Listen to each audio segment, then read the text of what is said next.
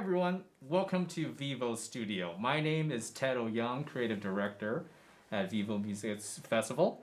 And joined here are VIVO musicians. Currently this week we have VIVO Music Festival Reimagined Movement 1. So we have 6 musicians joined here. A few of them you already know, a few of them you do not know.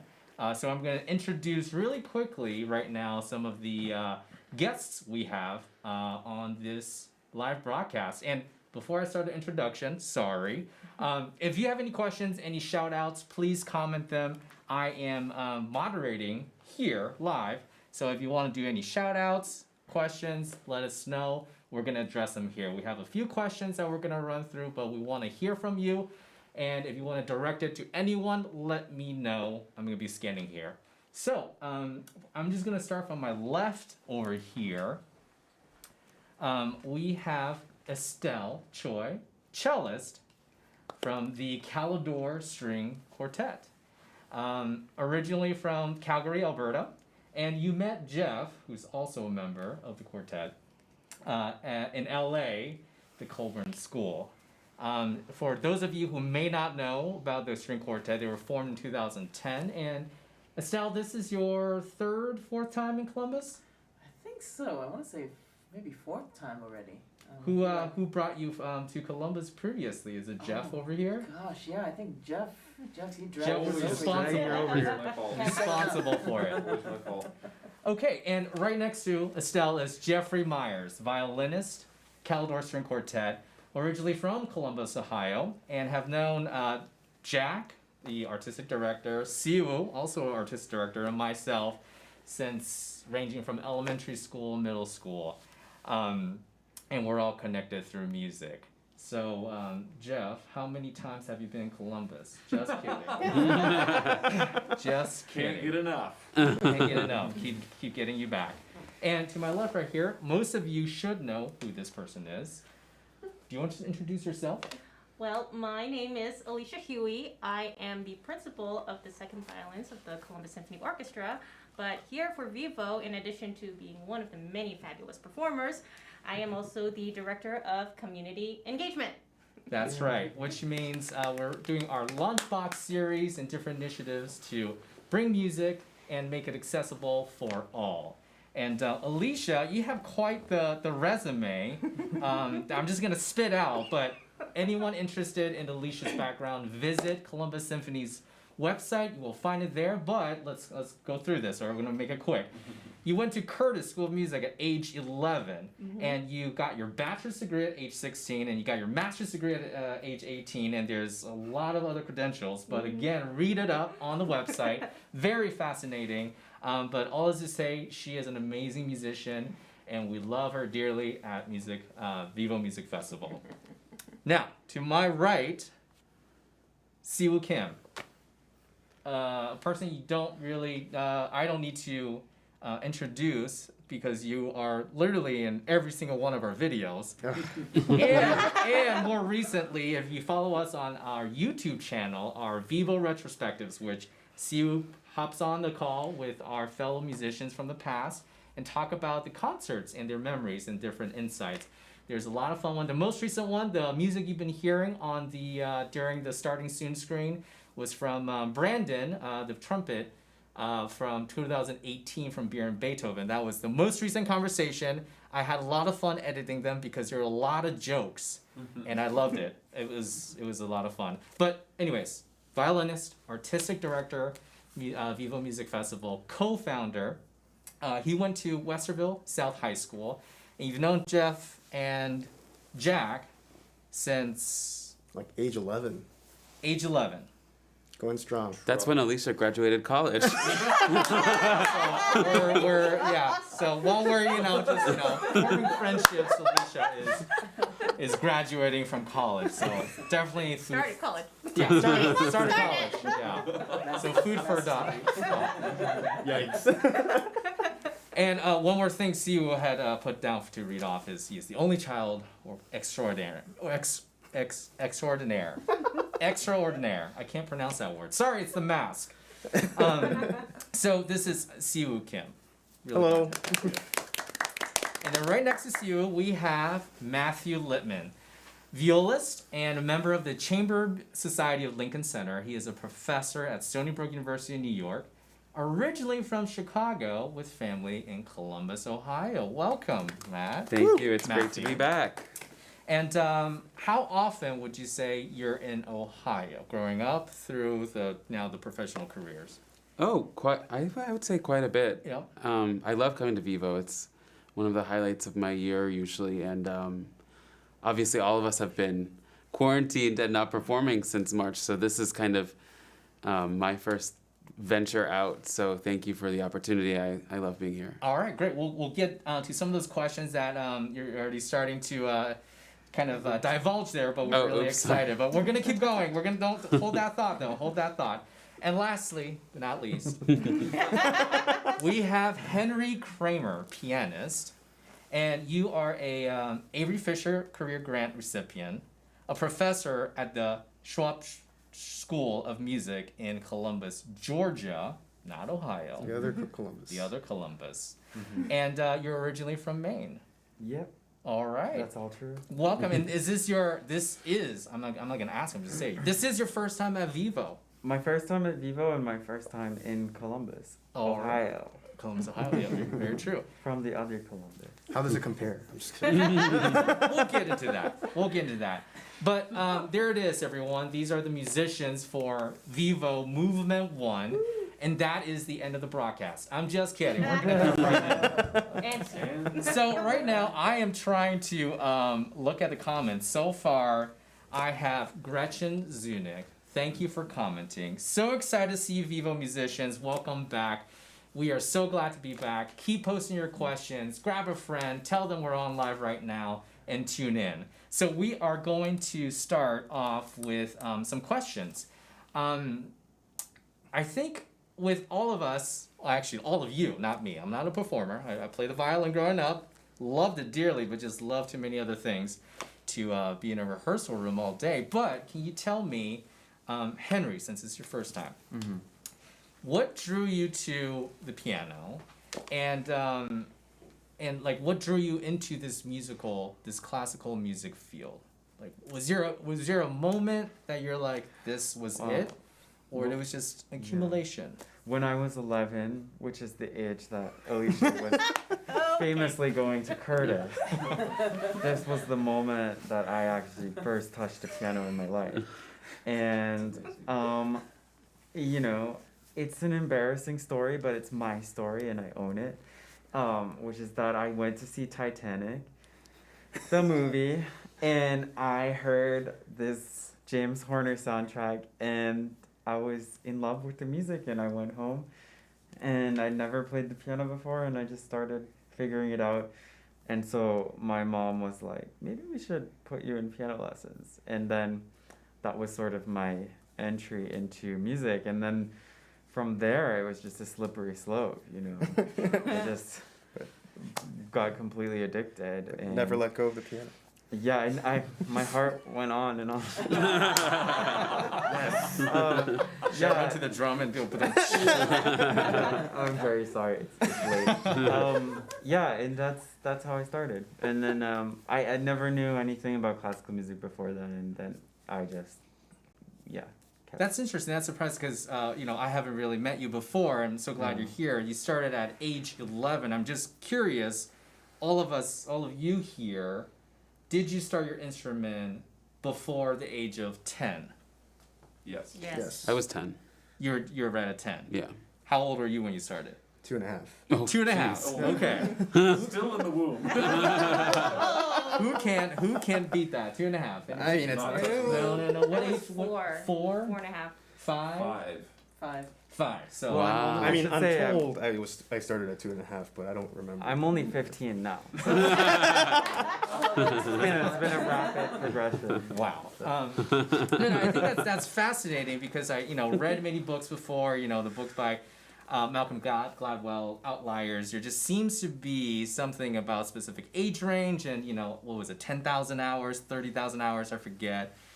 Do you think do you think that is something that is important to think of in when you're starting into a career into the music? Do you must start young, or as Henry had explained, started at age 11 and getting addicted and just really like getting into it? Like, is there a perfect formula to the start? I don't think there's a perfect formula, and we clearly have evidence over here. He didn't do too shabby, starting at age 11. For me, I had only just started at 2.5 because my mother ran a music school in Korea. And that was like the social thing to do, to play, which is why I chose the violin in the first place, because I just walked around with it and just like jammed. So you were already just in the right environment, so you started. Right. What about you, Estelle? How did you start your career? Well, I'm one of 4 kids, and we're all musicians, and I'm the youngest, so I was surrounded by music. There was piano upstairs, piano downstairs, clarinet, flute somewhere, and cello. Actually, one of my brothers is a cellist as well, so I was surrounded by music, and it just naturally made sense for me to start something. I think my parents figured there's an extra cello that my brother had outgrown, so I might as well start on that. It's a hand-me-down. Exactly, yeah. So, I mean, pretty much most of my childhood involved hand-me-downs. All right. Yeah. And what about you, Alicia? Well, like Siwoo, I'm an only child. None of the other members of my family were musicians per se, and I was told this. I don't know if it's true. So originally I'm from Edmonton, Alberta, the same province as Estelle, and we used to live 2 doors down next to a violinist from the Edmonton Symphony Orchestra, and apparently you could hear him practicing and apparently I fell in love with the instrument, and I really wanted to play it, probably as early as when Siwoo started. But no sane person would take anyone that young. So, and I've just been in love with the instrument ever since. All right. And Matt, what about yourself? How did you get hooked? What was the moment? Yeah, so I actually I wanted to take a stab at the question you asked Siwoo, which is, does it matter how early you start? And I don't think it does in terms of when you first lay your hands on an instrument, but I do think it's incredibly important, and probably a trait that all of us share is that we grew up kind of listening to the music that we fell in love with, and there was kind of a culture of classical music in my house even before I picked up the viola. So it wasn't so much as a completely new thing. It was actually, I felt like I discovered what I had been waiting for in some way. And I was the shofar player in synagogue growing up. So yeah, that's how I sort of started an instrument. And I remember you telling me that like the public school music education played a large role. Yeah, yep. I started in public school. Yep, and then actually the budget was cut like a year after I started. So if I had been born, a year or 2 later, I wouldn't be sitting here right now. So crazy. Crazy. And Jeff, did you start the violin or your musical career education through public school or well before then? Well, actually, both of my parents taught in Columbus City schools. They were instrumental music teachers. My dad taught 4th and 5th grade violin and band, and my mom she was a double reed specialist, and then also taught strings in Columbus City schools. Wow. And so there was always music in the house, and I started when I was 5, and the story goes that I went to a Columbus Symphony concert, where Alicia is now principal second, and I heard Lila Josephowitz play the Sibelius Violin Concerto when I was about 3, and I was dead silent through the first movement. My dad's like, wow, this is great, this is going really well, and then I wouldn't shut up for the rest of it. But I really enjoyed that and really wanted to play the violin after that. And it so happened that at that time, Lila Josephowitz was studying with Robert Lipset, who I ended up getting to study with at the Goldberg School. So kind of came full circle. And then Ted and I know each other through the public school music program at Upper Arlington, and we were actually stand partners in Mrs. Zunich's That's orchestra. right. First stand, I'm assuming. We were always. Yeah, there was a funny story about that, but unfortunately, I was never having like an inspirational moment. It was pure pressure. He was just good. It was peer pressure that I started. All my friends were doing it, and I was like, all right, You're clear with the cool kids. Let's do this. Exactly. So, but my mom said, once you start, never quit. And I said, and this was first grade. I still love the violin. I tell you all the time, I take it out and I smell it because there's something so visceral and memorable about the smell of violin. I just don't play as much anymore. But yes, that is true. We met middle school at Jones Middle School in Upper Arlington, and I ended up being the principal violin, and I was a concertmaster, and I knew it was a terrible mistake. I was like, this kid next to me was way more qualified, so I was really stressed out. But I was so glad. I think the second semester, you took the helm, and I was like, okay, pressure's off.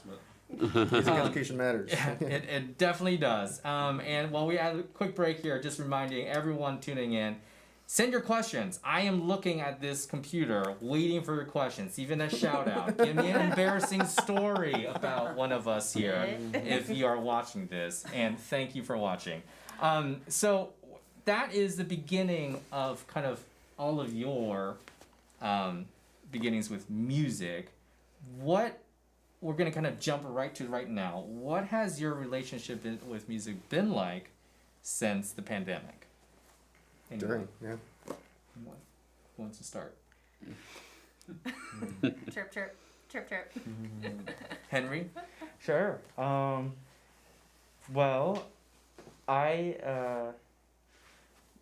was carried through a lot of the months because I was still teaching my students. So while while my concerts kept turning into ideas and then into concepts and then faraway abstractions of reality, I was still teaching, so there was that like tangible connection with my students, and that kind of kept me distracted for a little while. And then summer came, I finished teaching, and I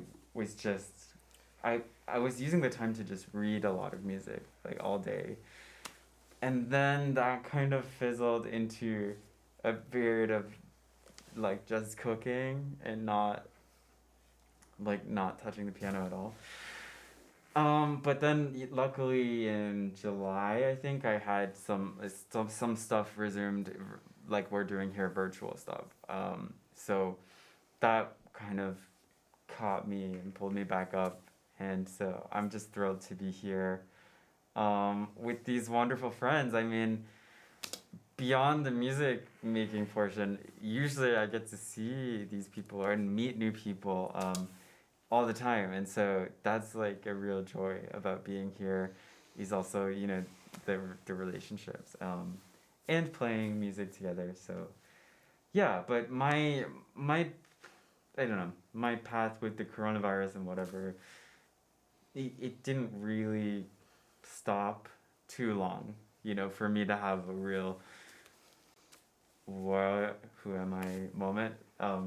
Almost though. Almost. It's pushing you there. Now, how long has it been that I think, Matt, you haven't really rehearsed with anyone since the pandemic started? Did I hear that correctly? Yes, basically. I've done 2 outdoor impromptu concerts with basically 1 rehearsal, but this is for sure the first official gig since the first week of March. And how did it feel to finally be back in, I guess, more spaced out proximity, but still closer proximity to play with one another without a digital screen? Was there any revelation of Well, it's totally weird, to be quite honest. It's 100% bizarre, especially since I think probably a lot of you will agree that our concept of time has changed so much since this. The way that you approach the instrument is, in a way, when you're at home alone, it's limitless. You're working on something, but there's no finite goal, right? I could practice shifting for 5 minutes and then resume the next day or whatever. It's like now all of a sudden there's parameters that we have to get ready by. We have to show up on time. We have to get our dress clothes out. Like, what? You know, it's like, it's totally bizarre to go back to that. Yeah, it's really weird, but it's, thankfully it feels like riding a bike. Like, you never really forget. And of course, being with all of these amazing artists certainly helps. Awesome. Yeah, and you know, we musicians, we were talking about this recently, but like, I think we've gotten accustomed to living sort of off adrenaline in a way, because of our lifestyles. We're constantly on the road, playing at different places, and then thinking, what's next, what's next? So I think that might be like the most stark change in my relationship with music, since going back to that question, is that, like Matthew said, it's not a finite goal, like you're thinking about the next thing. We don't know how long this is going to last with, this pandemic. So I felt like I was gentler on myself in many respects and more patient. And I'm not going to lie, it's, I mean, obviously not been all sunshine. You know, it's a difficult time for everyone. And everyone's had to do a certain amount of restructuring, some more than others. But, you know, I've definitely gone through different waves throughout the summer, sometimes intensely married to like delving deeper into the craft, and sometimes just saying like, hey, I need a break from this. Like, there's too much going on in life right now. But ultimately, I do think that this period has undone some of the autopilot things that I've had in interpretation. When you're jumping from next thing to the next thing, you have these ways of just getting things in place really quickly. But now it's just, okay, like I have the time, like how deep can I go with this piece of music or whatever. But I will say, like today we were rehearsing, and it's a new piece of music that we're going to be playing. The concert will be broadcast on Sunday, August 30th, and Matthew had a great idea to do the Kodai Serenade. And I was like, I'm all about that. I've never played that before. I want like a project. I want to learn something with you guys. And I was so nervous today for the first rehearsal. I heard these guys rehearsing before, and they're like sounding great. I was like, oh my gosh, I'm so out of shape.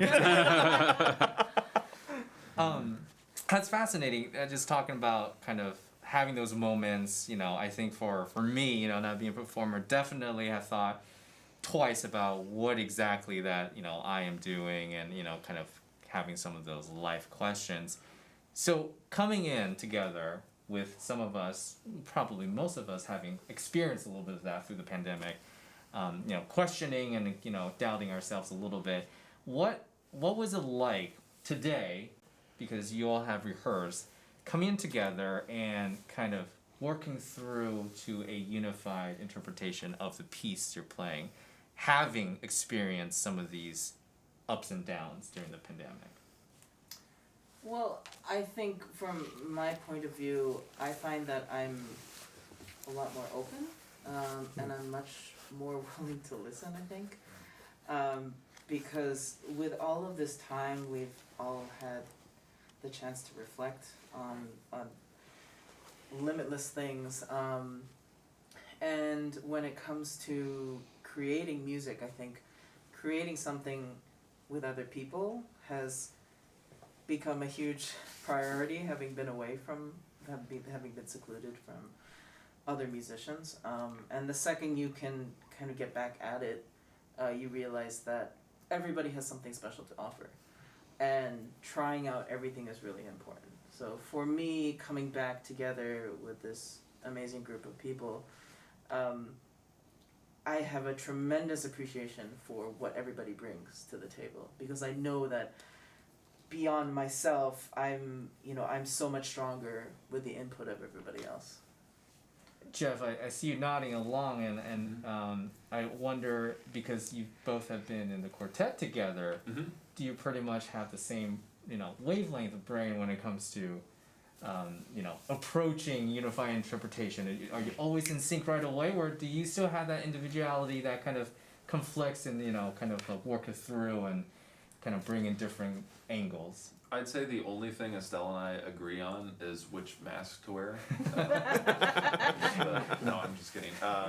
We've played. We've now Estelle and I have now played together for over 10 years, and so we know each other extremely well. And For me, I also had a similar feeling coming back to music after being away from making music with everybody else during this pandemic. I was just so appreciative of everybody and just so amazed about like in our everyday lives, like we're going from like concert to concert, like jumping on an airplane, like we're literally gone out of our apartments like 200 days a year, and to just get to sit and like appreciate each other's artistry in the same room again, I just felt very thankful to get to do that. Who misses the traveling? Only Matt. Well, I mean, talk about traveling. Matt, you studied in Europe. Oh yeah, yeah. When was this? 2016 to just last year, 2019. Yeah. So Alicia finished school at age 2. And sure. I was in school until. No, yeah, it's weird, especially when you study over there because you're constantly, obviously, going back. I was living in New York, so yeah, it was a lot of traveling, and to go to nothing is also kind of weird. Yeah. Would Yeah. you say, for all of you here, would you say if there was a young student watching this, they're in high school, and maybe they've never been outside of the metropolitan area that they live in, is traveling a crucial need, or is that something that they need to get used to? Like, what are some thoughts and kind of like encouragement, or just help them understand what the life of a musician could be like, from traveling 200 days out of a whole year to studying abroad to Living here 365 days a year. I mean, definitely one example. I mean, what is it like having the job at the Symphony here in Columbus, knowing that you don't have to travel anywhere? It's here. Like, what's that like? I think we have a lot of traveling musicians here. You might be the only one that's more anchored. Yeah. I mean, for me, it's nice having an actual home base here in Columbus where you don't have to worry about, okay, what do I have to bring? Or what did I forget? Or, oh no, I don't have this, I don't have that. I can just go home and get it and bring it back. But I mean, for me during this pandemic, I've been extremely fortunate. I mean, I miss my colleagues at the Symphony dearly because we have not performed together since March. I'm still teaching. I have 8 students currently that I've been teaching remotely, so I've been very fortunate at that. All of my friends, my students, and the parents of my students even have been very supportive and are asking me, do you need anything? Can I bring anything to you? Which is really great. In regards to performing, there are some other organizations that have also been doing virtual concerts, like the Symphony has done remote collaboration of different symphonies, like we did the Messiah, we did the O Fortuna, which is a totally different experience because you're just recording one part of yourself, and then another technician is just putting it all together. And then I even had one instance where the Johnstone Fund for New Music actually asked me to do a virtual concert, which I'm very happy. You can check it out on my Facebook page or the Johnstone Fund for New Music page. My boyfriend, he's very good with technology, and he has all these wonderful toys I can play with. So I actually used his green screen, his microphone, and his webcam, and I created my own concert. But it's not really the same as opposed to playing with everyone. Like for today, the experience for me was, that's what I was thinking myself. That was my impression. It was like, it's so great to be able to play with people and actually get to react to what people want to do interpretationally. You mean not playing with a click track all the time? I mean, we're blessed to be in this amazing facility. Thank you, GrooveU, and all these equipment. However, there is definitely no replacing live sound and live human presence where you can really feel the room, feel like, the body language and everything. You know, there's so many things going on in our brains when we're all assembled together and reacting off of the smallest overtones even. Yeah, I mean, although Henry was saying that actually some of the Zoom teaching has been actually incredibly effective. It's gotten better, yeah. Yeah, I mean, because like you're teaching right now during the festival as well. A little bit, yeah. Uh-huh.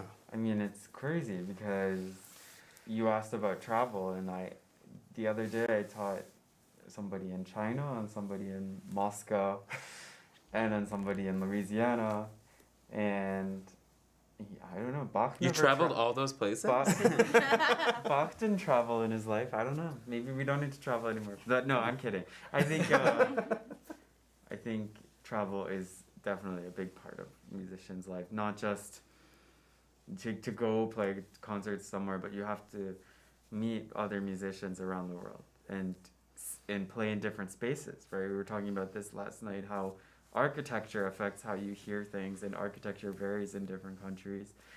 And hearing languages, like that changes how you hear music in where it's written.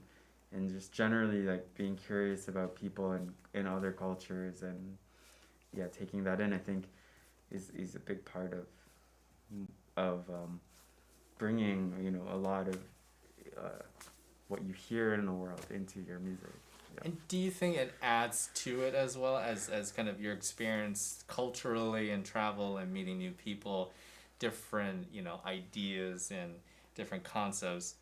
How does that, what does that look like when you kind of piece it together to a piece that you've maybe played before many times, but having key experiences live that kind of shaped your idea about it, and you kind of go about it differently? Is there something that you can maybe like think, more concretely, that like, oh, I changed this and it meant a lot to me? Well, I think I feel like I carry around this little like trove of things people have said to me that just stuck with me, that helped, that were useful in some way, or opened up a new way of thinking to me. And there must be a reason why I remember exactly what they said, you know, or remember hearing a way somebody played something. Like, you know, whoever you are as a musician, those things will stick to you like magnets, and you take them with you. And hopefully you'll only take the good things with you, not like a series of trauma. But yeah, so I think that in the way that those things reinforce the artist that you maybe naturally are and help shape that and build that up, that would be like the concrete effect. It's not like you walk out on stage and you're like, I'm gonna think about like something somebody said in French, and now I'm gonna play Debussy and it's gonna work. You know, it's not anything like that. Hit me like one of your French girls. I think so much of what we do is about like connecting. You know, and the more people you can empathize with and understand and listen to it, and then you have so many like parts of yourself accessible on stage. You said like two of my favorite words, like being, like Estelle said, being open, and you said empathize. And I think that's just essential for like young people who may be watching, just like for constant growth, the curiosity, the openness, and being empathetic. I mean, the travel in some ways, you know, believe it or not, there are different schools of playing, different ideologies, different principles that are emphasized. And when you're open to it, you can learn, absorb and learn, and maybe not take some things, but like you can learn a lot and grow into this kaleidoscopic, musician. Matt, did you experience any of that? What was there something that really hit you that was so different that you had difficulty with when you study abroad, that you were just completely not used to, and you had to rethink about your whole musical world? 100%. Yep. It's very different in every way, and it manifests itself in that actual technique, musicality, but also just as silly as like the way that you speak to the professor or whatever. Everything's so different, and I am so grateful I did that, because like you said, kaleidoscopic. I feel like my frame of reference is so much wider now, and it doesn't have to be Europe. I went to Germany. It doesn't have to be Germany, but I do think being open and curious, like so many of you have said already, is incredibly important. Because it doesn't necessarily mean, okay, now I play like German style or I play American style. It just, you have more options. Yeah. You could travel this country and encounter so many styles of playing that would be amazing too. Like bluegrass music or folk music or like, I don't know, Native Jazz, American music, like West African music. different. You can hear so much that will bring something to your play. It's just about you hearing, opening dimensions in your hearing. How you listen to music, and we have to just be curious, I think. Yeah, it was funny, on our 9-hour drive here, we were, so the trio that Siwoo, Jeff, and I are playing is the Kodai Serenade, and he's Hungarian. And we were trying to find recordings, and the first one we immediately gravitated towards was this kind of brilliantly produced, shiny American recording.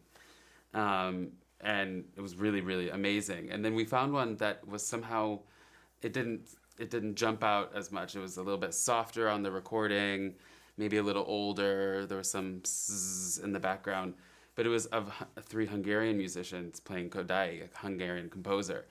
And at first it didn't speak to us, but then after 2 minutes of listening, we're like, oh my God, this is so amazing, because it really feels like they're breathing it. It felt so authentic, and the piece actually sounded wildly different in their hands, and I think that was the perfect example of what we're talking about. And I think since we're kind of stuck in this pandemic right now and we can't go to see live music and we're stuck at home, I think this is a really important time to listen to a lot of music, and we have such amazing resources that would have been so difficult to kind of conjure up when we were kids. Like we have Spotify, Tidal, all of these streaming services to listen to music, and YouTube. It's free. And like there's just such a wealth of knowledge online, and I think you can learn a lot.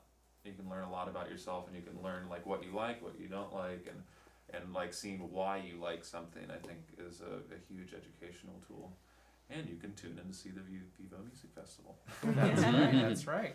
No, I think a lot of what you all said have very resonated with me, and I think through the VIVO spirit, we have been pushing our own boundaries, getting uncomfortable with technology and different formats, and trying new things. Experimenting. Definitely, for students out there tuning in and listening to this, it's not comfortable, but I think it's a necessity to kind of get used to it, to really kind of wrestle with it, because you walk away with a newfound sense of experience, of a new, wide, kind of open view of the world. And kind of about like the tools and resources for students.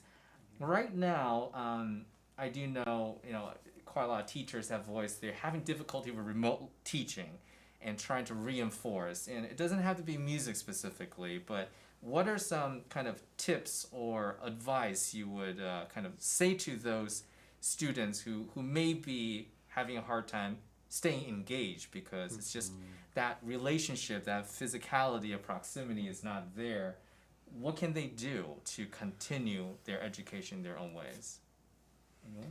I mean, speaking specifically about remote teaching, I would say it's really important for the teacher, for the student to ask questions, and to probe when they're confused about things, because right now we're really forced to articulate what we're trying to say in a very specific way, whereas before I think we could sort of get away with either demonstrating it or gesturing in a certain way, and some of that does not translate over an iPad, over FaceTime, over Zoom. So I've found in my teaching online that I've had to find ways to describe things very deliberately. And I like to try to get feedback from the students so that I know that they're sort of on the same page as me, because a lot of times you don't know. It's so easy, especially in this situation where the students just maybe even just listening to you on a little phone based on their whatever they have, and it's so easy for them to just go, yeah, I understand, and not actually grasp the concept. So from the teacher's perspective, I do feel like we need for the student to give us some feedback and to tell us when something is unclear. So be as proactive as possible. Don't let anything slide. If you feel like it's unclear about how someone described how I described a bow stroke or why I want this specific fingering, speak up and say something about it, because it only makes us better as teachers, and it allows the student to understand better. Yeah. Along with the same lines as what Estelle is talking about, I'm always trying to be conscientious of the limitations of my students, because not all of us are built the same. Like, I have students who have very short pinkies, so give that an example. I have to figure out a way, okay, how do I make this easier for my student? And of course, with remote learning, it's a little bit more difficult, but I'm always asking the student, okay, how does it sound on your end? Because a lot of the times on my end, connection's a little bit kind of fritzy. So I always tell my students, okay, we're gonna do what we can. We're gonna adapt. We're gonna try our best. And for this month, actually, because I've been so focused on making sure VIVO is up and running for this week, I haven't really been teaching much. But for some of my younger students, I actually was thinking about, okay, what can I do in order to make sure they're still practicing? And I was thinking about some projects, like some of our educational projects that VIVO has been doing.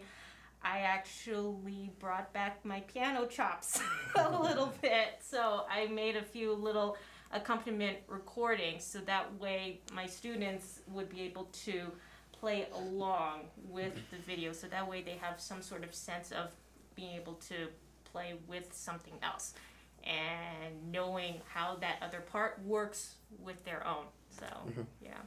It seems to me that from just the foundational experience of playing music together and now digitally and teaching, remote learning, students, teachers, it seems like there's a common thread of the active participation and listening and be able to speak up, which we touch a little bit in our VIVO EDU episodes, which is coming out soon in September.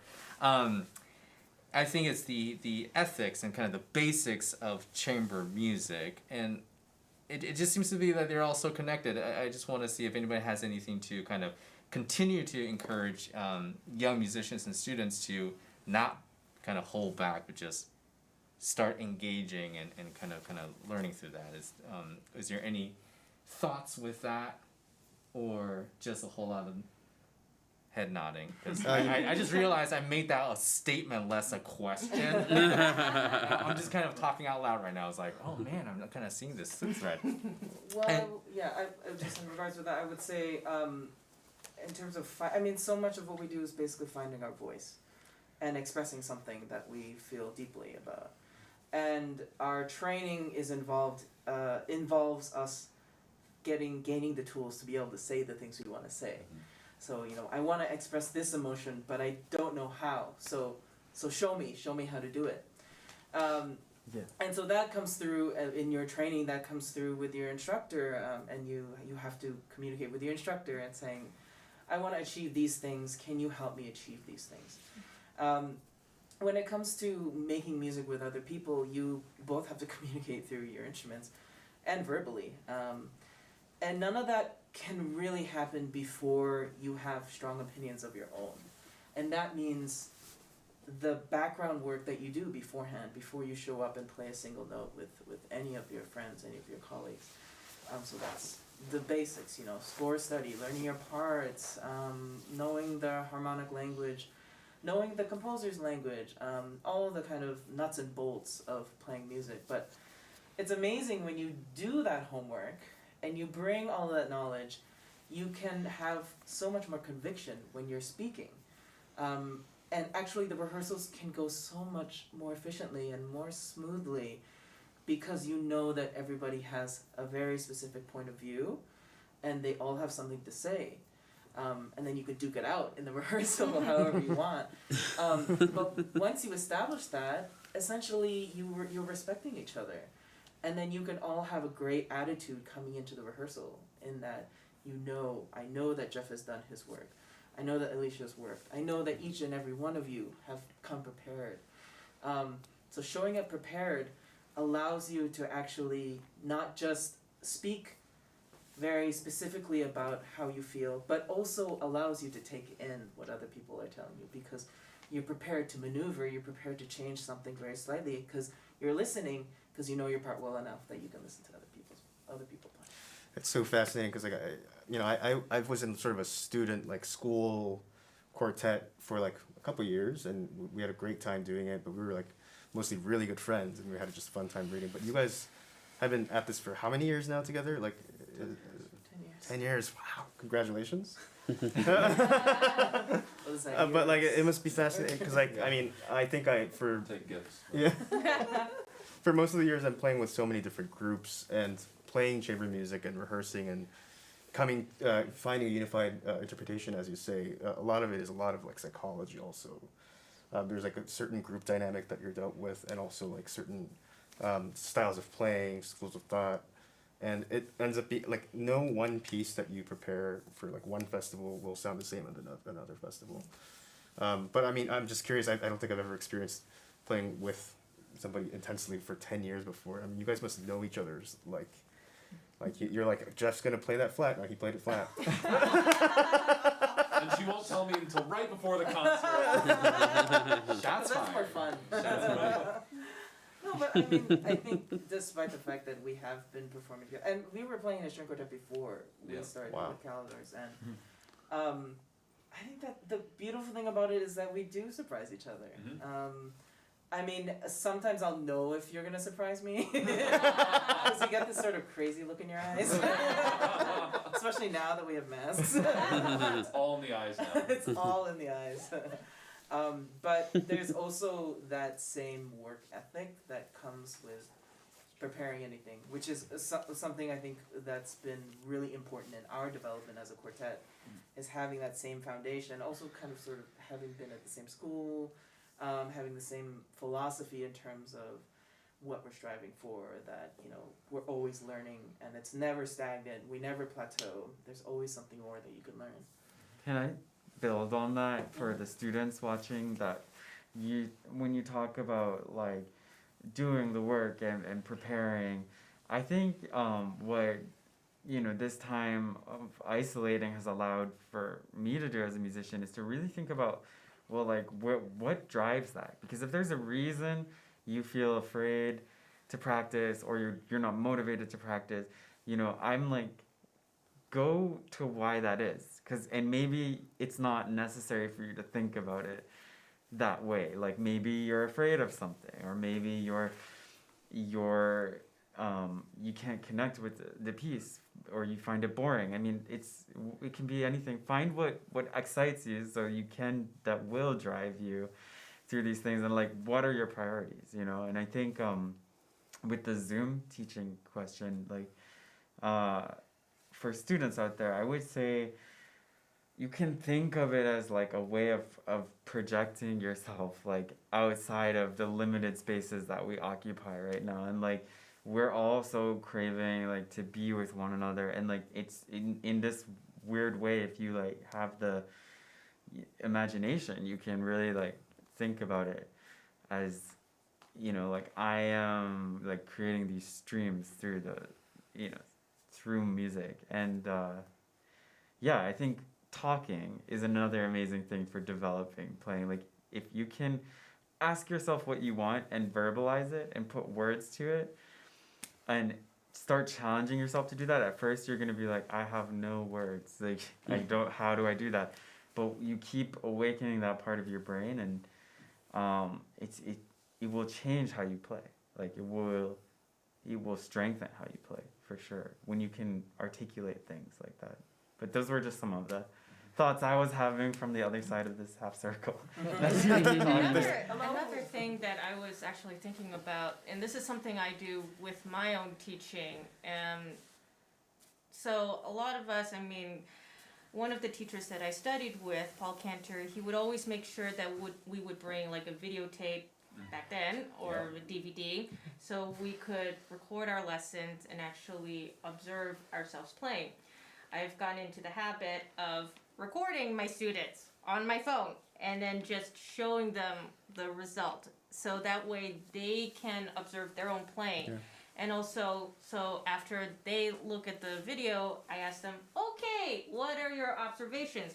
so that they actually think about how they could improve what was good or what could be better, or try to figure out why is this happening and blah blah blah, and then we base improvement upon that. So that's another way to do it. Yeah, I mean, it's been incredibly exciting to see everyone not get complacent and constantly try to adapt to this changing time, like utilizing the technology. It's definitely challenging, but also conducive for creativity as long as one has the passion still there. And Yeah. sometimes you need a break, right? And that's okay Seriously, too. Seriously, like Yeah. if you're, if you need a break, take Yeah. a break. Yeah. Yeah.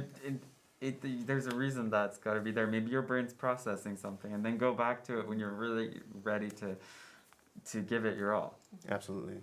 Yeah, I think like forced rote practicing is not all. It's kind of like more moralizing than anything else. I don't know if it actually delivers results. You might feel like I'm such a good student because I put my timer on and I sat there. Like, sometimes that works, but a lot of times that's not creating really what you've got to bring to your performance. So. I think that reminds me Sorry, of teachers out there. No, I mean that reminded me of I think one of our orchestra teachers might have said it. It's not practice makes perfect, but perfect practice makes perfect. So be careful in how you're practicing, not just constantly just doing, okay, it's 45 minutes, I've done it. Yeah. It's like Yeah. you gotta be conscious, you gotta be using those words, develop the knowledge to ask those tough questions and be able to step back and take a break when you Yeah. need. These are all wise words that I am right now gonna take it home and definitely. Absolutely. Yeah, get Exactly. practicing, And Ted. Jesus. I'm taking a break. It's an extended break. But totally, like, I think it comes with any discipline, but like it's quality over quantity. Like it's not about the hours. And also like a habit with kids, I was very guilty of it, is like you want to fill in the hours and you just play what you playing and you already sort of have. It's like kind of easy to do and you want to just like enjoy it. Yeah. And like I remember actually Matt and I went to the same sort of like pre-college school, which is Music Institute of Chicago. Go Vamos. But I remember practicing there and I was like playing my favorite like in the Sibelius Concerto or something. And there was actually a poster there that they had put up in one of the practice rooms, and it read, "Don't wash clean dishes." And that always stuck with me. It's like, all right, I'm always gonna work on the dirty dishes first. Yeah. Just put them in the dishwasher. Now, who is a dishwasher? All right, I think we're really way off topic here on dishwashers. But no, I mean, we're at that point where we're going to wrap up the conversation soon, but not before I ask this probably challenging question, I think. But in your fantasy world, what improvements would have been made in classical music industry in 10 years? Like 10 years from now, what in your own ideal world, fantasy world, what do you want to see? What do you want to see? Or maybe clear off the fog first. Well, concerts, of course, yes, but what are, because I didn't really dive in. I've touched it, I've been influenced by it, I carry it with me dearly in a non-musical performance profession, so I know what I can take away from it. That's something that I'm passionate about. But as musicians in it, what are some things you may want to see in 10 years? I would like to see diversity and inclusion. There are some baby steps being made, but not nearly enough. I think a lot of that has to do with education, public funding for public school music, like Jeff and I had, but so many don't. People won't go to classical music concerts if they don't know what it is. I mean, it's just true. Yeah, I also think the in America we have this. Well, now this is so serious. Sorry, I'm gonna go on a rant. You asked a serious question. But in America, it's very much a system of patronage, like with everything. So, a lot of organizations wind up having a handful of top donors, and then it, goes less than that. But the people with the money have the power, and it actually stops becoming as much about art or quality. It's about, it becomes quotas And I know that that's necessary, and I think we should all fundraise our hearts out, but somehow the priorities could be rebalanced. That's all I have to say. Anyone else? Any other thoughts? I have a bunch of thoughts, but they're not from the musician's world inside. I think like what's really great about this time is we're all being thrown in a crash course of video and audio production, which I think is going to democratize our industry. Like if we can produce really great stuff and put it on platforms, like then we have creative license over what we're doing. I think what Matt said is really important, and what I would add to that is the way we teach music. Like doesn't yet necessarily have to be like this hierarchical, like, you know, proselytizing about greatness and whatever. I think you can engage with music all in like everyday activities, and I play pop music, I play whatever's on the radio, and I love that I can do that and then go into like a Beethoven sonata or whatever. Like I think like just as Americans we have a really unique landscape because we do have everything here. You know, it's not like our national identity is so varied. So I think to teach music in a way that is like distinctly American that way, that it's not just like these segregated lines of like classical and this and whatever, but like that classical is part of all of that, that you hear it in today. And like I think that would be a really exciting thing to see those connections made more and more, and like bring some, you know, immediacy to the music that we love, and not just like fall on old traditions of how to play it, whatever, you know. That's true, and I do think, you know, that's something that's always interested me. I went to school at NYU for music business, and I was surprised by the so few little classical musician background members who are in the program. It's usually rock bands and all that stuff.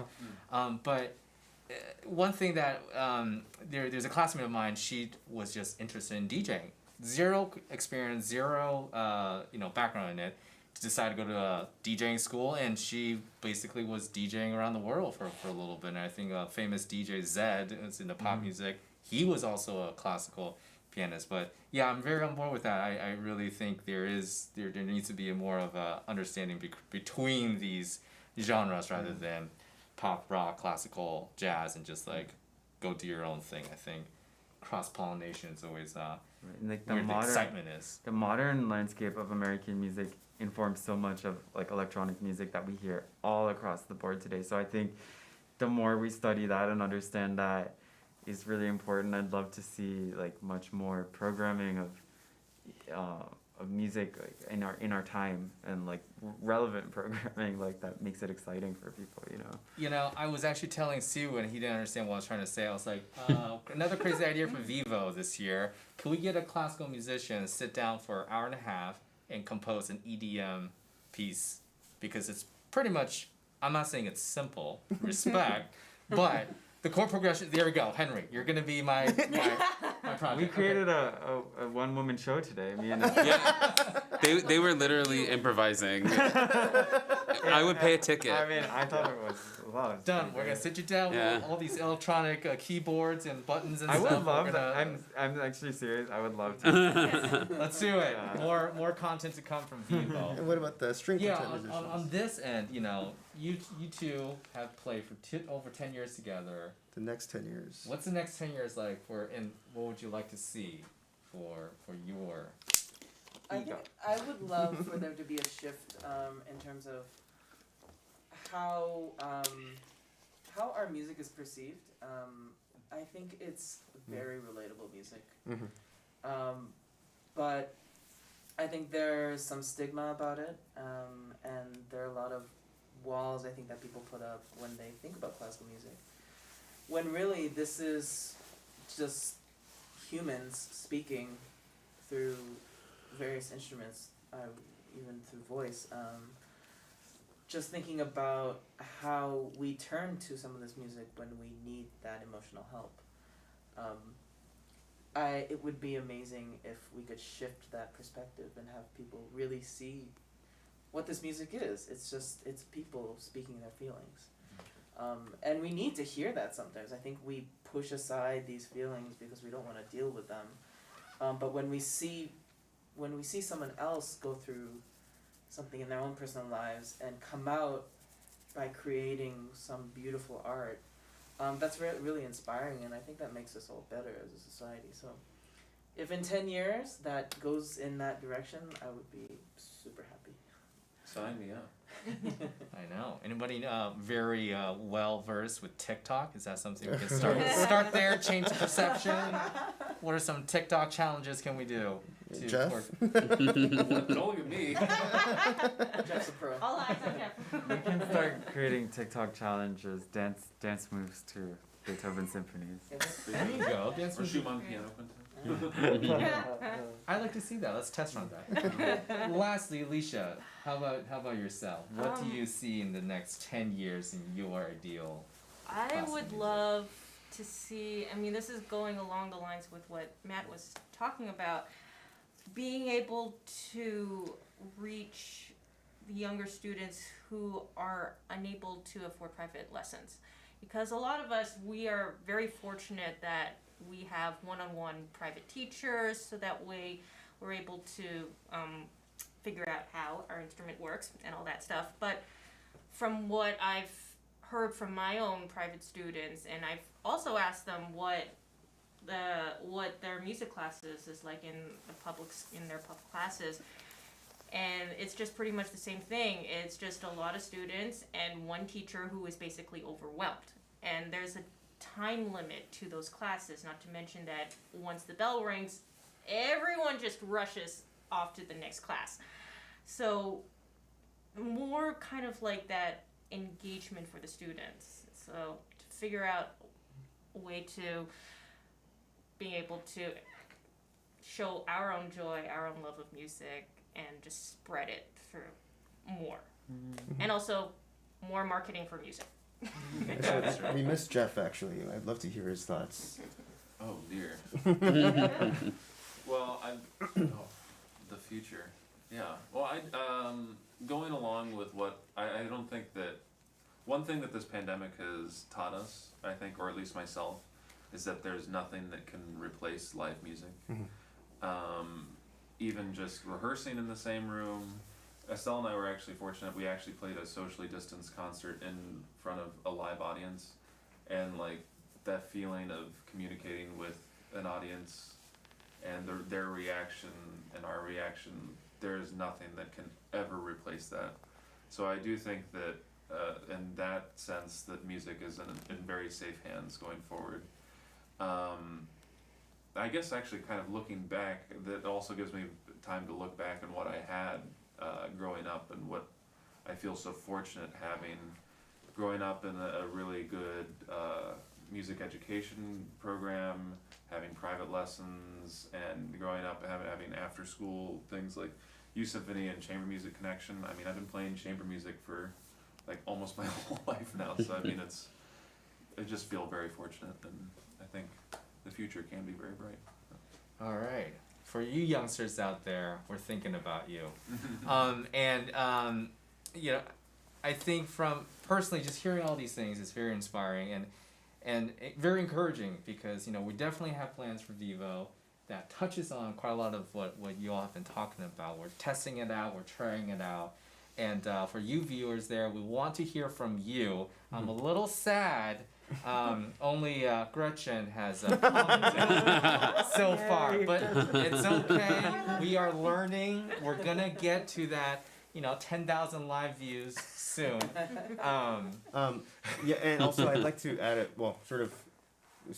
now it feels off topic, but I was thinking about this portion of the discussion, but to add just some positivity also to it, is that, I mean, here we are in 2020, still passionate classical musicians.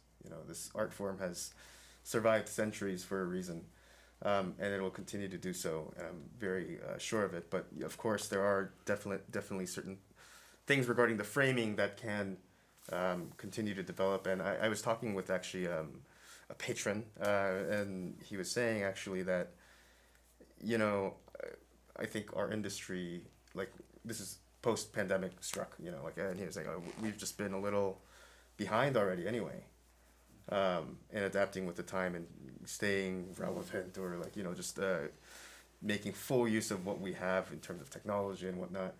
So I mean, we're all here now trying things out because we can't do our old model, and everyone's sitting at home reflecting and seeing, gosh, are we gonna do what we've been doing again for, you know, 100 more years or whatever, you know. But anyway, it's cool to see everyone trying different things, and I think, you know, I think Jerry Saltz did this video shoot, and I was playing behind him while he was talking. He was talking about how it's for like the Whitney Biennial, and he did a whole segment on how bad times create great art, and historically he was saying that that's just held true throughout. So I'm just very excited for what may unfold in the future. You know, what modern day Beethoven is going to come up with his Ninth Symphony, or, you know, something. With or without beer? Oh gosh. With beer, I say. Yeah. Well, with that said, if I had a beer right now, I'd cheers to you all to creating the best art there is during these difficult times, and I cannot wait to hear all of you. I get the pleasure of hearing them on this Thursday when we record. But Sunday's concert, VIVO Homeland, we were going to hear all of their work rehearsing, broadcasted live back here on YouTube and Facebook via our website. Is there any other last words you'd like to say through our audience? Please watch us. Nice to meet you. With that said, this is the first ever VIVO Studio, where we are having conversation with musicians and insights. If you have any comments and ideas of what we should talk about next, throw them in the comment section below. Write to us, email us, comment on our posts. We want to hear from you. We're all in this together as we adapt to the changing landscape of everything. And we want to bring you what we have with all of our experiences and our thoughts so that you may benefit and gain. With that said, thank you for tuning in. Have a wonderful Monday night. Bye-bye.